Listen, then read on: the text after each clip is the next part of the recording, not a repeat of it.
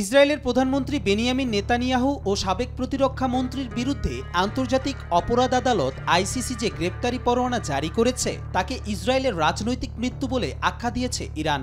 শুক্রবার ইরানের বিপ্লবী গার্ড বাহিনী প্রধান জেনারেল হোসাইন সালামি এই মন্তব্য করেন। সালামি বলেন, আইসিসির এই পদক্ষেপ ইসরায়েল রাষ্ট্রের অবসানের বার্তা দেয়। এটি এমন একটি রাষ্ট্র যা আন্তর্জাতিক অঙ্গনে পুরোপুরি বিচ্ছিন্ন। এখন ইসরায়েলের কর্মকর্তারা আর সহজে অন্য কোনো দেশে ভ্রমণ করতে পারছেন না। আইসিসির পরোয়ানাকে ফিলিস্তিনি ও লেবাননের প্রতিরোধ আন্দোলনের জন্য একটি মহান বিজয় হিসেবে উল্লেখ করেন তিনি। এর মাধ্যমে ইসরায়েলের অন্যায়ের বিরুদ্ধে আন্তর্জাতিক ন্যায় বিচারের দরজা খুলেছে বলে দাবি ইরানের। অন্যদিকে ইসরায়েল ও তার মিত্ররা আইসিসির পদক্ষেপের তীব্র সমালোচনা করেছে। প্রধানমন্ত্রী নেতানিয়াহু এটিকে রাজনৈতিক উদ্দেশ্য প্রণোদিত বলে অভিহিত করেছেন। তবে আন্তর্জাতিক মানবাধিকার সংস্থাগুলো যেমন অ্যামনেস্টি ইন্টারন্যাশনাল এই পদক্ষেপকে স্বাগত জানিয়েছে। ইসরায়েল আইসিসির এখতিয়ার মানে না এবং নেতানিয়াহু বা তার সহযোগীরা আত্মসমর্পণ করবেন না বলে জানিয়েছেন। তবে আইসিসি রোম সংবিধি অনুযায়ী যেসব দেশ এর সদস্য তারাই গ্রেপ্তারি পরোয়ানা কার্যকর করতে বাধ্য।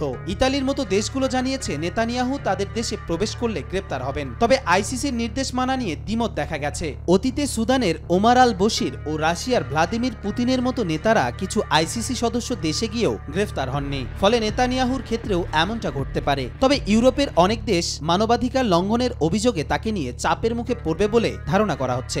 ইসরায়েল তার নীতির জন্য ক্রমশ আন্তর্জাতিকভাবে বিচ্ছিন্ন হয়ে পড়ছে। ইরান মনে করে এটি ইসরায়েলের রাজনৈতিক ও কৌশলগত অবস্থানের একটি বড় বিপর্যয়ের সূচনা।